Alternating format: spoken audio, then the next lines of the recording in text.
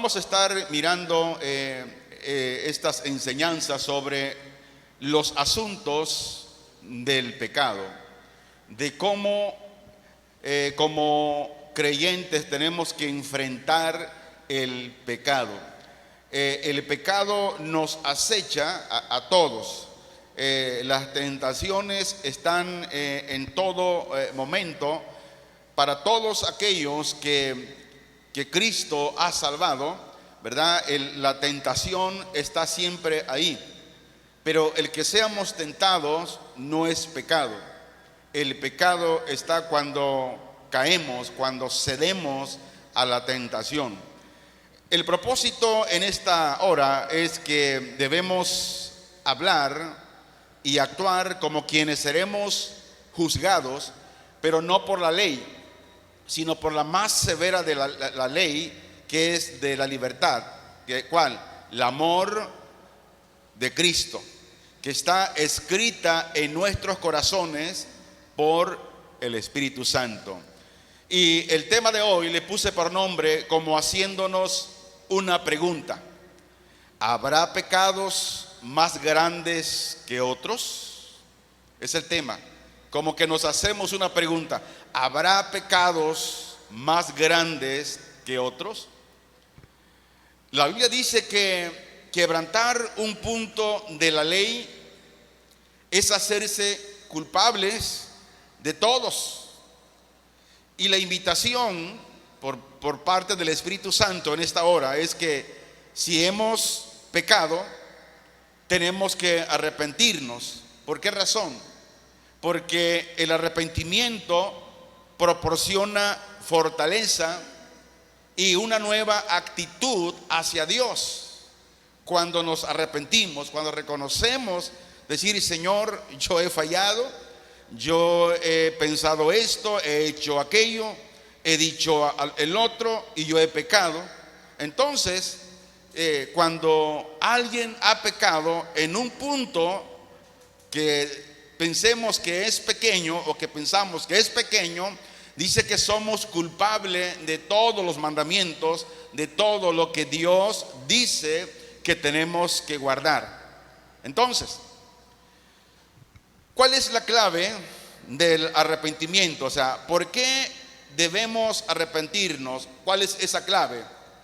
La clave es estar dispuestos a confesar totalmente a nuestro Padre Celestial todo lo que hemos hecho mal. ¿Qué es lo que hemos hecho mal en el transcurso de la semana? Mire, el Espíritu Santo que mora en nosotros, Él nos redarguye cuando a veces pensamos algo malo, cuando actuamos en algo que es contrario a la palabra de Dios. El Espíritu Santo que mora en nosotros, Él nos redarguye. Cuando a veces decimos: bueno, voy a decir una mentira piadosa. La mentira es mentira y la mentira también tiene una paga. Entonces, Dios dice que si hemos pecado, tenemos que arrepentirnos, estar dispuestos a confesar totalmente, o sea, no medias verdades, porque las medias verdades son mentiras. Entonces, todo aquello que hemos hecho mal, tenemos que confesarlo totalmente a Dios, a nuestro Padre Celestial, y Él nos va a perdonar. Entonces, como dice el tema, ¿habrá pecados más grandes o más pequeños que otros? ¿O todos los pecados son iguales ante los ojos de Dios? ¿O algunos pecados son peores que otros? La respuesta es que todos los pecados ante Dios son iguales. Ahora quiero que oiga con cuidado, no quiero que me lo vaya a malinterpretar. Cuando decimos que todos los pecados ante Dios son iguales, estamos hablando en el sentido de que cada uno de ellos hace a la persona culpable y digna de la ira de Dios. ¿Por qué? Porque cuando pecamos, estamos rompiendo esa relación con Dios, y por lo tanto todo pecado, cualquiera que sea, grande o pequeño, hace a la persona culpable y digna de la ira de Dios. Por muy pequeño que pueda parecer un pecado, ¿verdad? Muchas veces como cristianos, ¿cuántas veces se ha cometido el error o el pecado de decir mentiras piadosas? Realmente toda mentira es un pecado. Esto es una afirmación de que la persona cuando miente, cuando peca, ¿por qué peca? Porque está actuando independientemente de Dios. Mire, por eso la Biblia nos aconseja que nuestra relación con Dios debe ser una relación continua, permanente. ¿Por qué razón? Porque si nosotros rompemos esa relación con Dios, no tenemos esa comunión con Él, estamos viviendo una vida independiente de Dios. Y es peligroso vivir una vida independiente de Dios. ¿Por qué? Porque es donde Satanás llega y nos insta a pecar. ¿Qué le sucedió a Eva? Dios le había anticipado a Eva, a Adán y a Eva, que no comieran del fruto prohibido. Pero ¿qué pasó en ese momento? Satanás aprovechó para, con su astucia, engañar a Eva. Entonces, comer la fruta de un árbol en un huerto, como lo hicieron Adán y Eva, a ella le pareció algo, pues no delicado. Dijo, bueno, porque Satanás dijo, bueno, mira, puedes comer y cuando comas tus ojos serán abiertos y serás como Dios. Y lo vio muy sencillo. ¿Y qué? Digo, bueno, no estoy matando a nadie, no voy a cometer un crimen. Y lo hizo. Pero el hacerlo fue un acto de iniquidad con graves consecuencias, no solamente para ellos, sino para toda la raza humana. Entonces, cuando nosotros permitimos que el pecado entre a nuestras vidas, hermanos, trae consecuencias en nuestras vidas. Entonces, quebrantar cualquier mandamiento es un ataque contra el legislador divino.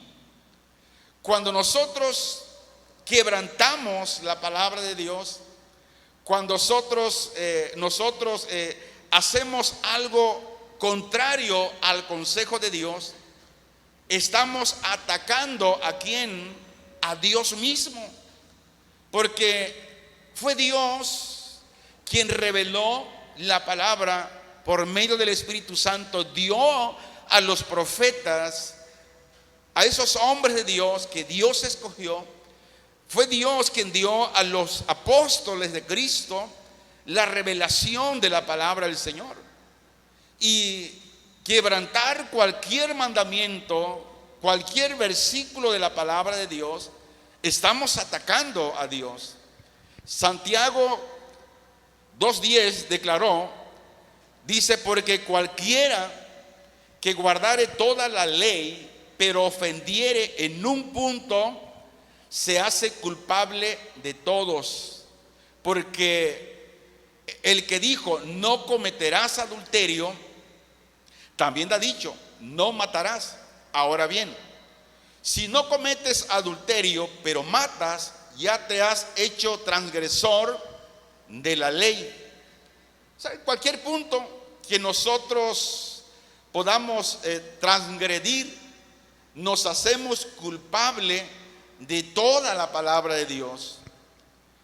Grudem es un teólogo misionero y escritor erudito bíblico y predicador. Citó lo siguiente, cito: en términos de nuestra situación legal delante de Dios, cualquier pecado aún el que pueda parecernos muy pequeño, nos hace legalmente culpables ante Dios y por tanto digno del castigo eterno. Fin de la cita.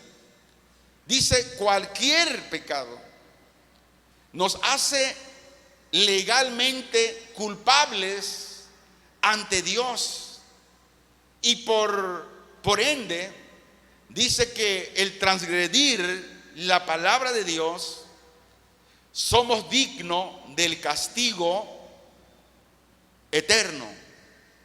Ahora, alguien dirá, entonces los cristianos van a ser castigados eternamente. No, cuando habla del castigo eterno, está hablando de aquellos que escucharon el evangelio, pero lo rechazaron, no hicieron caso, sino que ignoraron la palabra de Dios y siguieron en el pecado. Dice que legalmente son culpables ante Dios y por tanto dignos del castigo eterno. Ahora, ¿y qué con los cristianos?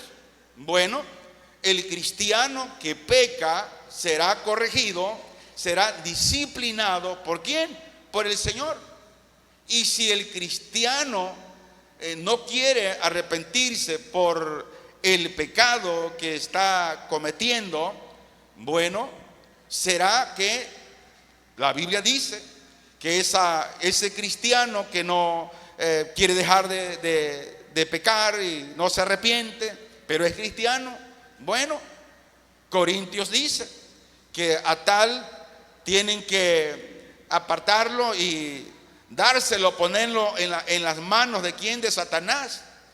¿Para qué? Para que él destruya, mande enfermedad e incluso le venga la muerte física, pero que su alma, dice, sea guardada en el día del juicio. O sea, ese cristiano será salvo, sí, pero por la falta del arrepentimiento, él será corregido, será disciplinado.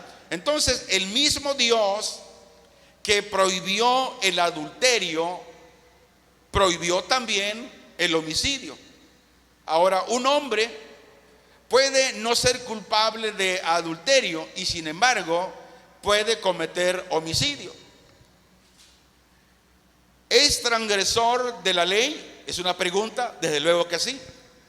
¿Por qué? Porque el espíritu de la ley dice que debemos amar a nuestro prójimo como a nosotros mismos. Ahora aquí quiero quedarme un poco más. Si usted ora, si usted sirve a Dios, si alguien dice, pastor, yo ayuno, yo oro, eso está bien, porque lo dice la Biblia, que tenemos que orar, tenemos que ayunar, tenemos que predicar, tenemos que servir en la obra. Pero también nos dice que debemos amar a nuestro prójimo como a nosotros mismos. Ah, pastor, pero es que el hermano me cae mal, es que mi vecino no me cae bien y por lo tanto no lo amo. Por ese punto eres transgresor de toda la palabra de Dios. Estamos fallando. Entonces, el adulterio, por ejemplo, es desde luego una violación de esto, pero también lo es el homicidio y también es una violación no amar al prójimo. Es una violación. ¿Y qué de la discriminación que muchas veces se da? Ya no solamente en el mundo, eso lo tenemos por sabido, pero muchas veces en el pueblo cristiano también hay discriminación, o a lo nuevo, a lo que se pone de moda. Muchas iglesias, como hemos venido enseñando, que hay iglesias que son al gusto de la gente. ¿Cómo es eso? Iglesias a la carta. ¿Cómo es eso, pastor? Bueno, son iglesias que los congregantes piden que se prediquen lo que ellos quieren oír. Si cometemos cualquiera de estos pecados, hemos dejado de hacer lo que la ley manda. Mire, seguir lo novedoso,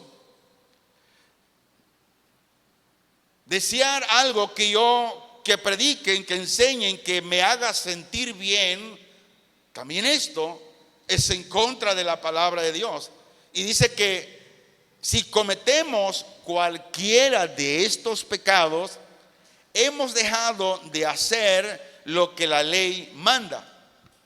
Dice, porque cualquiera que guardare toda la ley, pero ofendiere en un punto, se hace culpable de todos. Entonces, la ley de Dios, hermanos, no es una serie de prohibiciones aisladas. No, la ley es una unidad básica que requiere amor perfecto a Dios y a nuestros semejantes.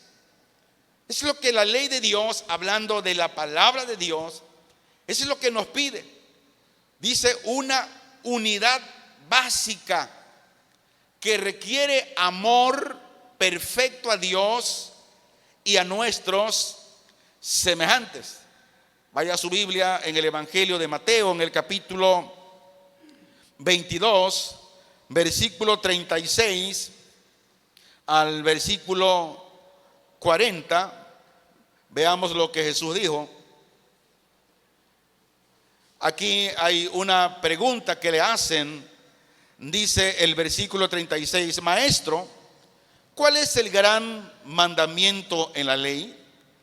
Jesús le dijo: amarás al Señor tu Dios con todo tu corazón y con toda tu alma y con toda tu mente. Este es el primero y grande mandamiento. Y el segundo es semejante: amarás a tu prójimo como a ti mismo. Y el 40: de estos dos mandamientos depende toda la ley y los profetas. Pero mire, el gran problema es que muchas veces no se está haciendo lo que dice el versículo 37. ¿Cuál? Que dice que debemos amar al Señor nuestro Dios con todo nuestro corazón, con toda nuestra alma y con toda nuestra mente. Si el amor a Dios fuera en esta magnitud de amarle con todo nuestro corazón, con toda nuestra alma y con toda nuestra mente, hermanos, los lugares de reuniones, las asambleas, siempre estuvieran a reventar. El cristiano anduviese por las casas, por las calles, predicando y enseñando a Jesús. El cristiano estuviera lleno de gozo.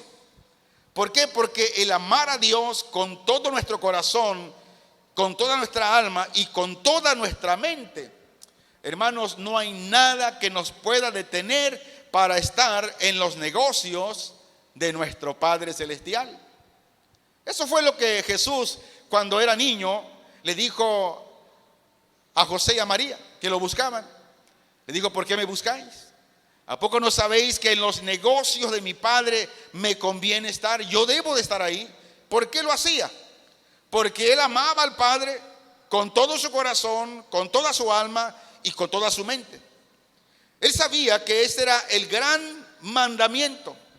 Ahora, el segundo, que es: amarás a tu prójimo como a ti mismo. La pregunta: ¿estamos amando al prójimo realmente como a nosotros mismos? ¿Sabes una cosa?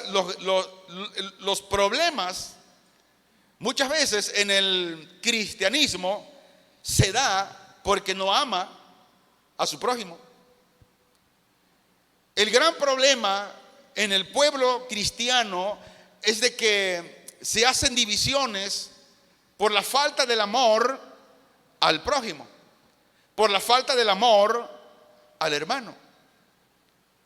Si nosotros amamos a Dios, decimos que amamos a Dios con toda nuestra alma, corazón y mente, pero no estamos amando al prójimo, al hermano, hemos quebrantado la palabra de Dios y estamos fallando.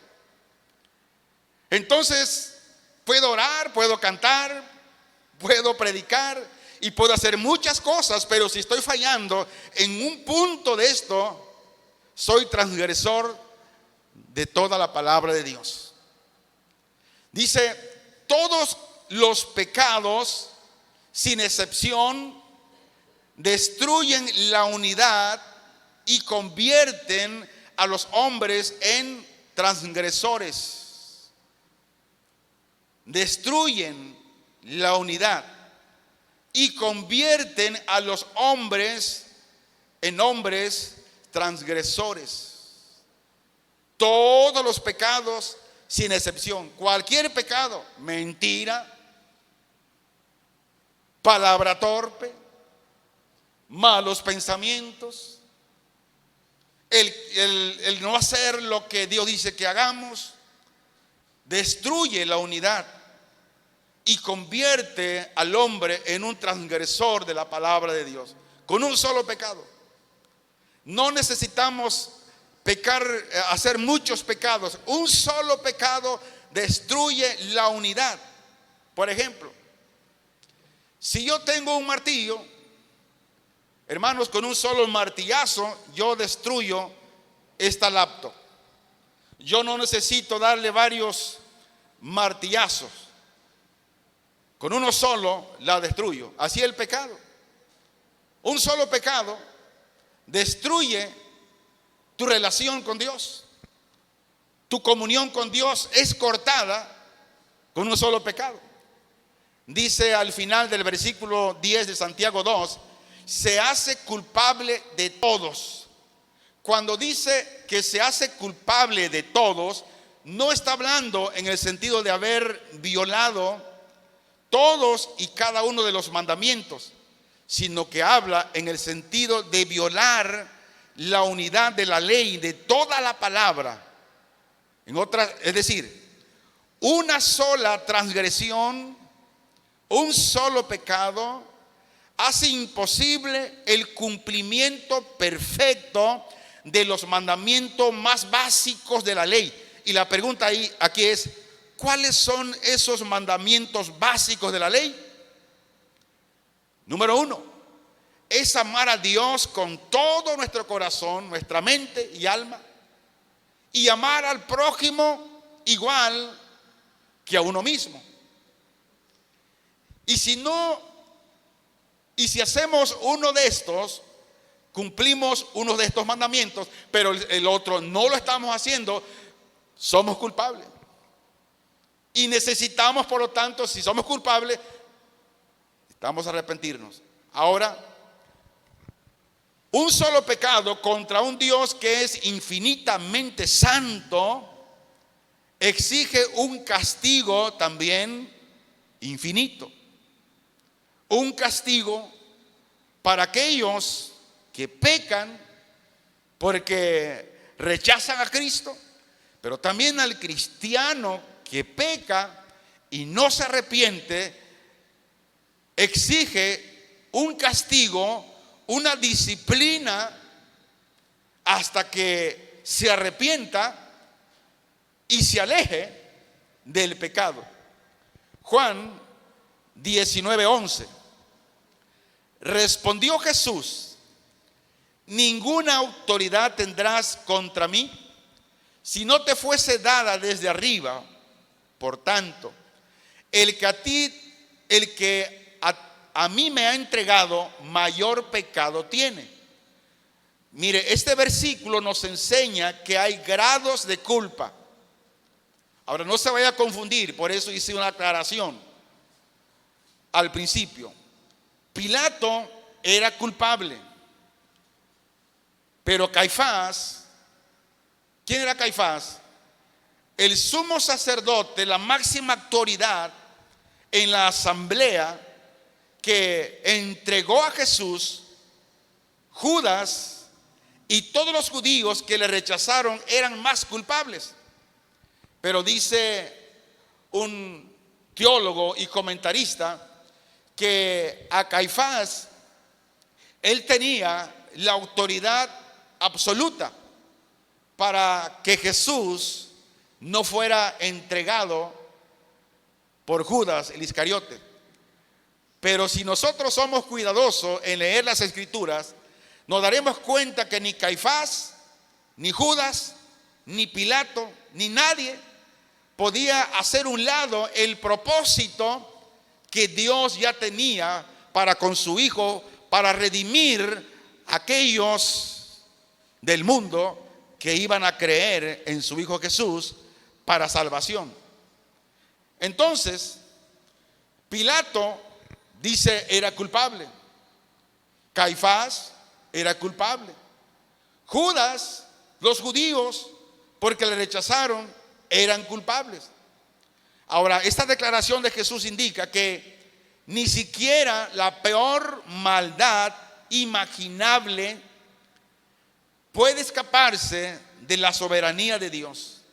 Dios sabe lo que estamos pensando, Dios lo sabe, Dios lo sabe. Dios sabe, y nosotros lo que hay en nuestro corazón, Dios lo sabe, Dios lo sabe. Él en su soberanía y en su omnisciencia, que lo sabe todo, Él sabe lo que hay en nosotros. Ahora, ciertamente Pilato no tenía control de la situación. ¿Por qué? Porque Dios, el designio de Dios era que su Hijo muriera por los pecadores. Pero por esto no quiere decir que dejó nunca de ser un agente moral y responsable de sus propias acciones. Ahora escuche esto. Todo ser humano, sea quien sea, según la Biblia, es responsable de sus propias acciones. En otras palabras, no debemos culpar a otros por mis propias acciones. Y esto es lo que muchas veces más se abunda, ¿verdad? Para cubrir nuestras acciones buscamos culpables y muchas veces se dice, es que si hago esto es porque, ¿para qué? Porque me falló. No, no es que alguien te falló, es que usted mismo falló al Señor y usted es el responsable de sus propias acciones. Y esto el ser humano tiene que aprendérselo, tiene que grabárselo. Y cuando se lo aprenda, se lo grabe, dejará de estar culpando al prójimo, dejará de estar culpando a su hermano, a su vecino, a quien sea, por sus propias acciones. Ahora mire, dice la Biblia que un conocimiento mayor ¿de qué? De la palabra de Dios implica una responsabilidad mayor. Aquellos que conocieron, escucharon el Evangelio, pero que aún escuchándolo lo rechazaron, y que tuvieron un conocimiento de Dios, del Evangelio, de la palabra de Dios, pero ellos no se arrepintieron. ¿Qué dice la Biblia? Que tendrán una responsabilidad mayor. ¿Por qué? Por haber escuchado, por tener el conocimiento de Dios, de la palabra de Dios, y luego lo rechazaron, lo ignoraron. Jesús dijo a las ciudades judías que oyeron el mensaje del reino, dijo que les iría peor en el día del juicio que a los gentiles que no lo hicieron. En otras palabras, el que sepas hacer lo bueno y no lo haces, ¿qué dice la Biblia? Le es pecado.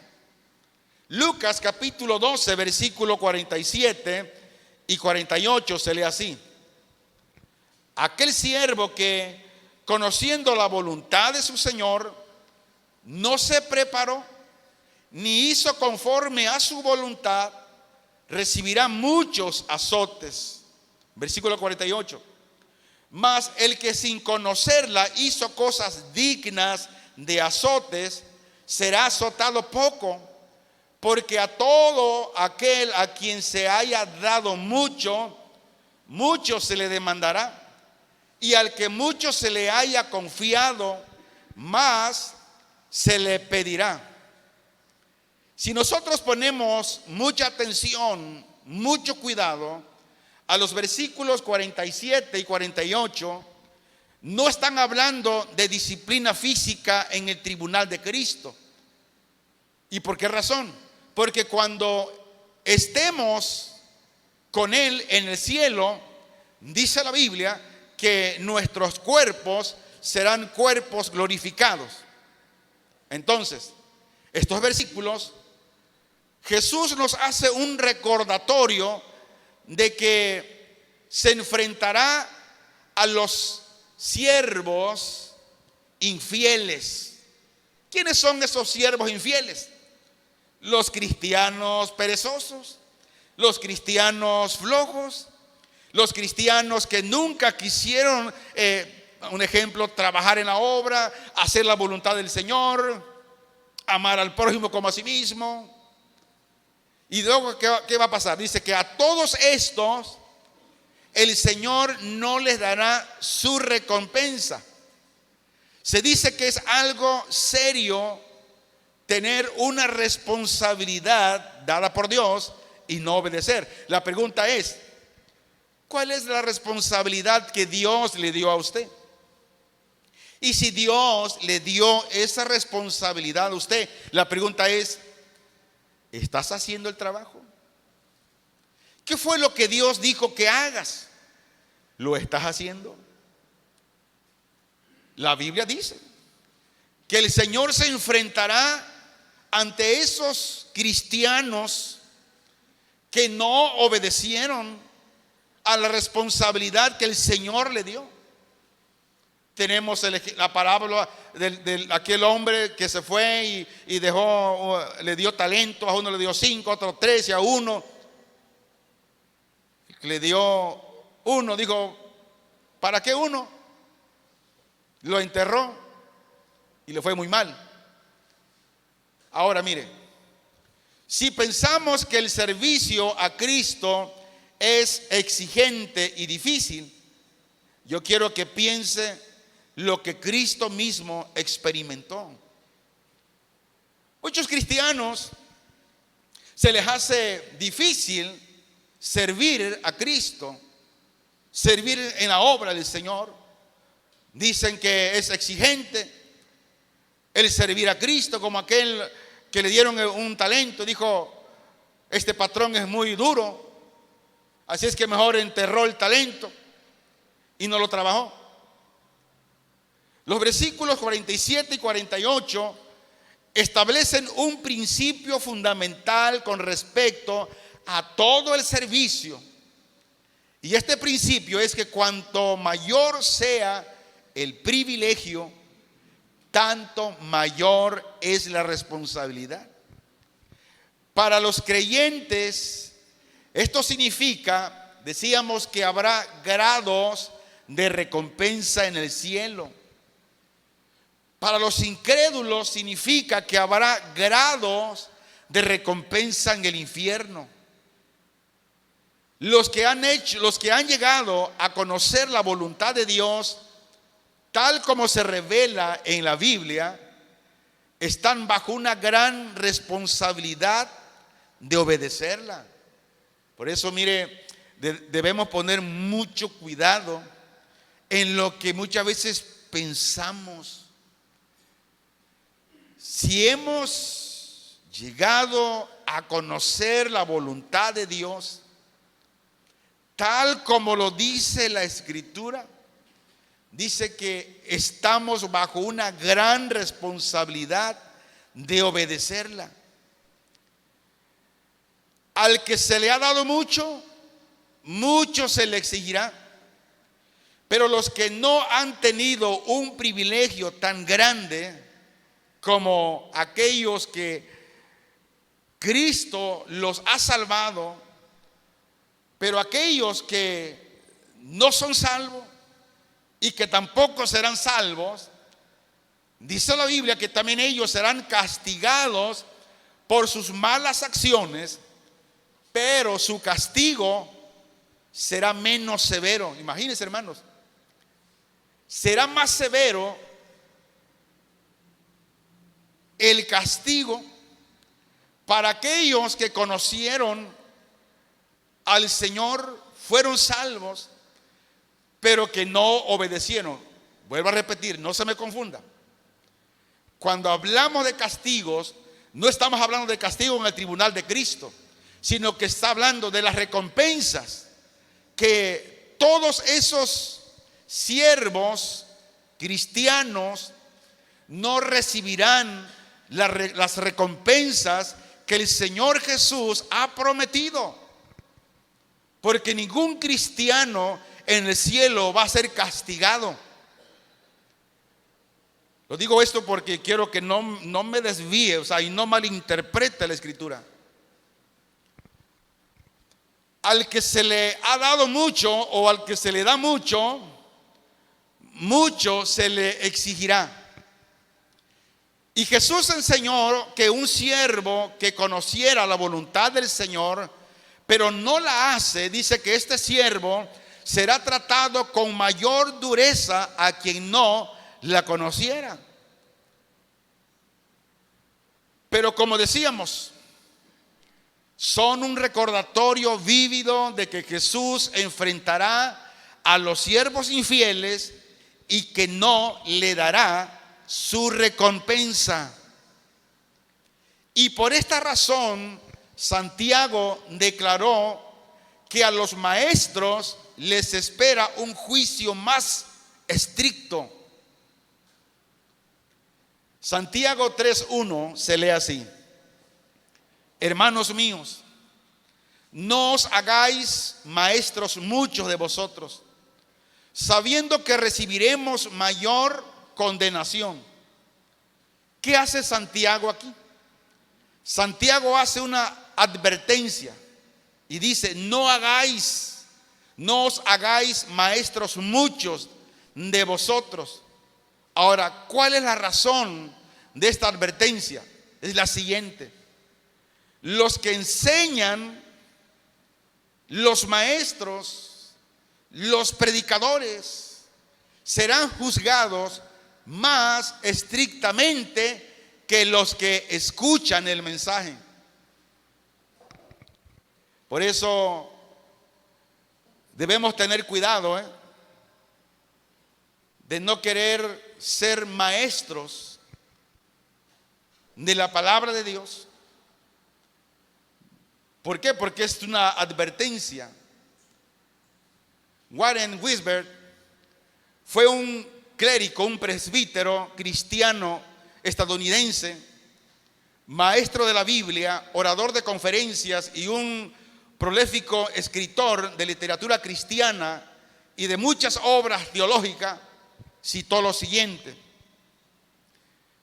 es muy triste que cristianos inmaduros traten de convertirse en maestros antes de estar listos. Piensan que han alcanzado un gran lugar de honor, cuando en realidad lo que han buscado es un juicio más severo de Dios. Fin de la cita. Por eso no es cualquier cosa, tratar de dar una interpretación teológica a la Escritura. Y por eso este ministro del Señor, con experiencia suficiente en su caminar con el Señor, cita esto que hemos leído. La Biblia dice que toda la humanidad es culpable de pecar contra Dios, un Dios de santidad infinita. Por tanto, todos los que mueren sin arrepentirse ni confiar en Cristo, se enfrentan al mismo castigo eterno por sus pecados. Y así, al ser Dios estrictamente justo, dice que castigará a quienes han cometido ofensas mayores con un castigo mayor. Y el carácter de su sufrimiento será una proporción exacta de sus crímenes que ellos han cometido. Segunda de Pedro 2:17. Estos son fuentes sin agua y nubes empujadas por la tormenta, para los cuales la más densa oscuridad está reservada para siempre. Judas 1:13. Fieras ondas del mar que espuman su propia vergüenza, estrellas errantes para las cuales está reservada eternamente la oscuridad de las tinieblas. ¿De quiénes está hablando aquí Pedro y Judas? De personas que un tiempo estuvieron, que tienen el conocimiento de Dios. Personas que tal vez estuvieron un tiempo siguiendo a Jesús, pero sin haber nacido de nuevo. Son personas que son empujadas por la tormenta, donde dice que la más densa oscuridad está reservada para ellos, para siempre. ¿Por qué? Porque nunca han sido salvos. Aunque tuvieron experiencia con el Señor, Judas tuvo experiencia con el Señor, pero nunca fue salvo. El pecado permaneció en él. Fieras ondas del mar que espuman su propia vergüenza. El pecado en el cual ellos viven manifiestan lo que son estrellas errantes, donde todos los días ya están tomando decisiones, qué es lo que van a hacer, y nunca dejan de tomar decisiones correctas. Estrellas errantes para los cuales está reservada eternamente la oscuridad de las tinieblas. Está hablando de personas que nunca han sido salvas. Y quiero dar una conclusión, y es esta. De acuerdo a lo que hemos hablado escrituralmente sobre el pecado, debemos hablar y actuar pensando que un día seremos juzgados, pero no por la ley, sino por la más severa de la ley de la libertad, que es la ley del amor escrito en nuestros corazones por el Espíritu Santo. Tenemos que amar al prójimo como a sí mismo. Tenemos que perdonar si hay algo que hay que perdonar. Tenemos que ser libres de todo, porque si yo hago todo lo demás, pero no estoy amando al prójimo, soy pecador. Y como tal pecador necesito arrepentirme ante el Señor, confesar mi pecado, dejar el pecado, apartarme de él. Quebrantar un punto de la ley es hacerse culpable de toda la palabra de Dios, de toda la ley. Y hago una pregunta: ¿hemos quebrantado un mandamiento? Hagamos memoria, hagamos conciencia. ¿Cuáles son los mandamientos de todos que hemos quebrantado? Acuérdense que de 10 mandamientos se resumen solamente en 2. El primero, de amar a Dios con todo nuestro corazón, mente, cuerpo, alma y espíritu. Y el otro, amar al prójimo como a sí mismo. Termino con esto. Si estamos amando a Dios, como dice el primer mandamiento, alabado sea el Señor. Pero si no estamos cumpliendo el segundo mandamiento de amar al prójimo como a sí mismo, somos culpables de toda la ley. Por lo tanto, tenemos que arrepentirnos. ¿Por qué razón? Recuerde que el arrepentimiento proporciona fortaleza y una nueva actitud hacia Dios, porque el arrepentimiento nos da libertad, porque confesamos nuestras faltas, confesamos nuestros pecados. Así es que es importante que como cristianos pensemos que tenemos que tratar con el asunto del pecado, porque decíamos al principio, el pecado nos acecha. Él está ahí, nos va siguiendo. Las tentaciones están a la orden del día y tenemos que tratar con el pecado.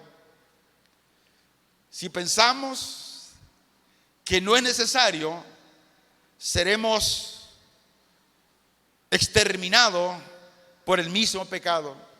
Nuestra relación con Dios se romperá. Repito, hablando del cristiano, cuando la relación con Dios se rompe, no estoy hablando que usted pierde la salvación. No. Si usted es salvo por la eternidad. Pero como cristianos, muchas veces rompemos esa comunión con el Señor al pecar contra Él. Y debemos de tratar este asunto del pecado con severidad, con fuerza, y decir: Señor, ayúdanos para perseverar siempre libre de todo pecado. Y si por accidente hemos pecado y el Espíritu Santo nos redarguye de ese pecado, de esa falta, corramos al Señor y rindamos nuestro corazón, decir: Señor, perdóname, porque he pecado contra ti y contra mi hermano. Padre, te damos gracias. Que la gracia poderosa de tu Santo Espíritu llene nuestro ser, llene nuestro corazón, y cada día podamos tener esa relación, esa comunión contigo. Esa comunión, Señor, esa relación que no nos permite pecar. Esa relación no nos permite, Señor, hablar mal, pensar mal del prójimo. Tener esa relación, esa comunión contigo.